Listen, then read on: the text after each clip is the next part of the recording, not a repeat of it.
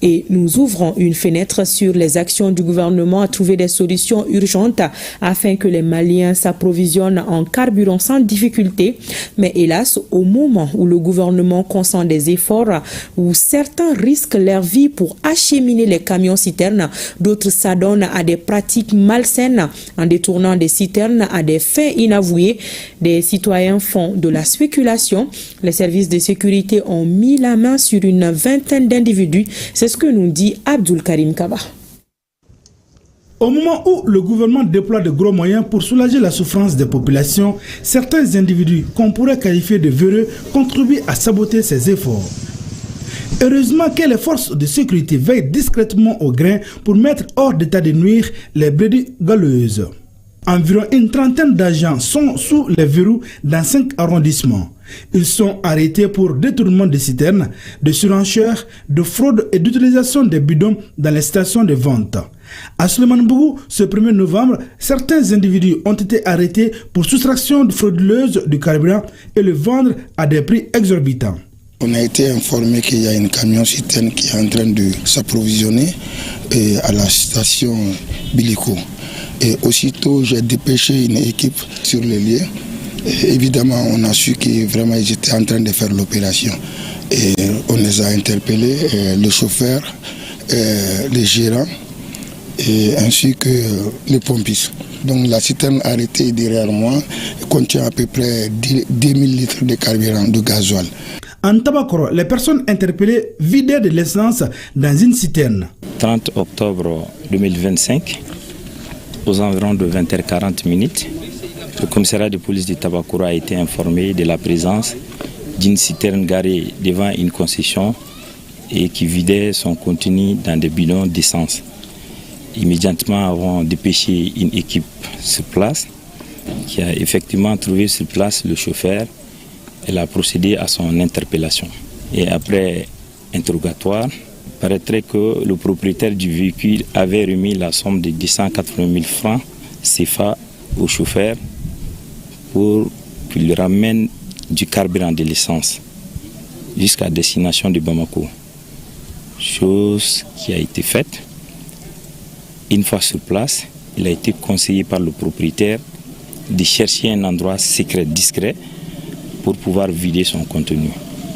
Donc ils ont choisi Tabakoro, la famille du frère du chauffeur, pour vider le contenu dans des bidons qui ont été ensuite transférés dans les véhicules.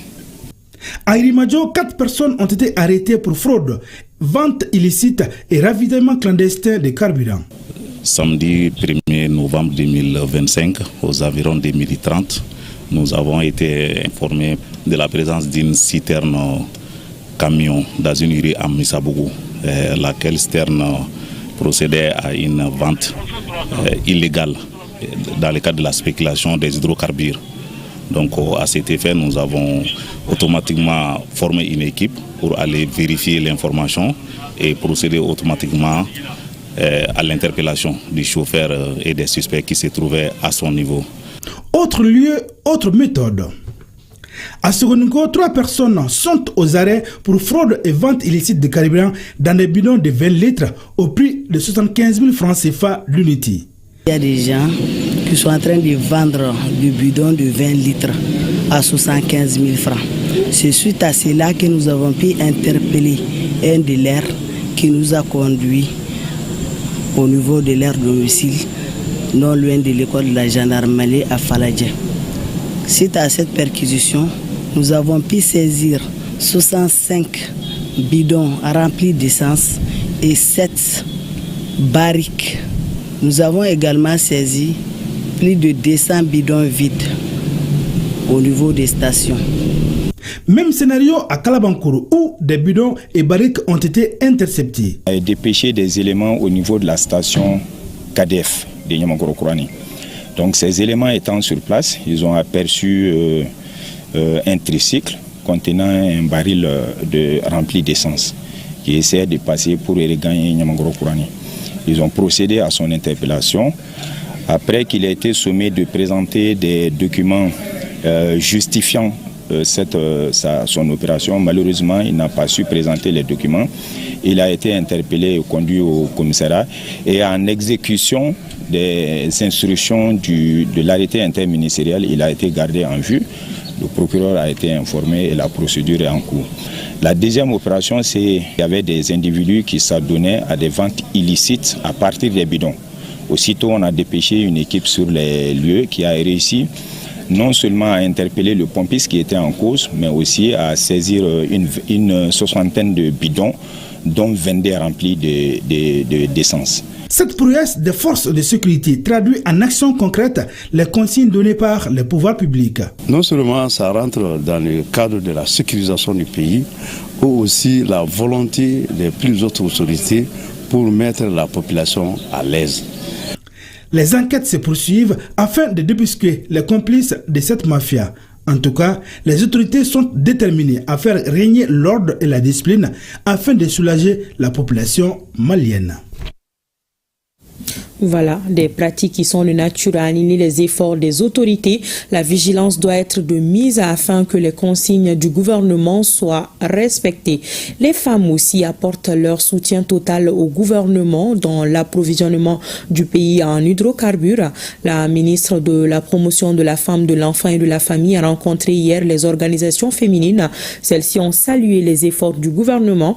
Ces femmes ont insisté sur une meilleure organisation de la desserte de carburant et l'interdiction de la spéculation. Le reportage de Batraouri. À travers cette rencontre initiée par le ministre de la promotion de la femme, de l'enfant et de la famille, les membres des organisations féminines étaient appelés à faire des propositions en guise de réponse à la crise des carburants que le pays traverse. Au-delà de l'écoute, de la sensibilisation, cette rencontre est un appel à l'action. Un engagement collectif et rappelle que là où les femmes s'élèvent, la communauté se relève. Pour surmonter la crise de carburant, les femmes ont fait de nombreuses propositions. Ces propositions sont relatives à la meilleure organisation de la distribution du carburant, à la multiplication des stations ouvertes et à l'interdiction de la spéculation. Chaque fêtière a pris la parole pour donner et dire ce qu'elle pense de la situation et quelles sont les causes, quels sont les effets et surtout faire des propositions de sortie de cette crise-là. Donc je suis pleinement satisfait de la réunion d'aujourd'hui. Nous nous sommes vus, on a échangé entre nous, entre maman et fille, entre les sœurs, entre sœurs et frères. Ça s'est très bien passé et nous avons vidé ce qu'on a. Et puis l'inquiétude qui était là, est-ce qu'on sera considéré, est-ce que nos voix porteront? On a eu la belle voix pour que notre voix aille là où nous voudrons et que la crise actuelle du carburant au Mali, c'est l'affaire de tout le monde. Le ministre Diarra Djeneba Sanoko est convaincu que la solidarité et l'unité doivent guider les actions actuelles pour faire face aux défis et la voix des femmes compte pour beaucoup. Le ministère de la promotion de la femme, de l'enfant et de la famille reste convaincu que le développement durable et la paix passent par la valorisation du rôle des femmes et la protection des enfants. C'est pourquoi nous multiplions les initiatives visant à promouvoir le leadership féminin, l'autonomisation économique, la lutte contre les violences basées sur le genre et la consolidation de la cohésion sociale. Cependant, ces efforts ne peuvent porter pleinement leurs fruits sans la contribution des organisations féminines de la société civile. À l'issue de la rencontre, les femmes ont formulé le souhait que ce genre de rencontre soit un rendez-vous mensuel pour recenser les contributions de la femme aux actions de développement.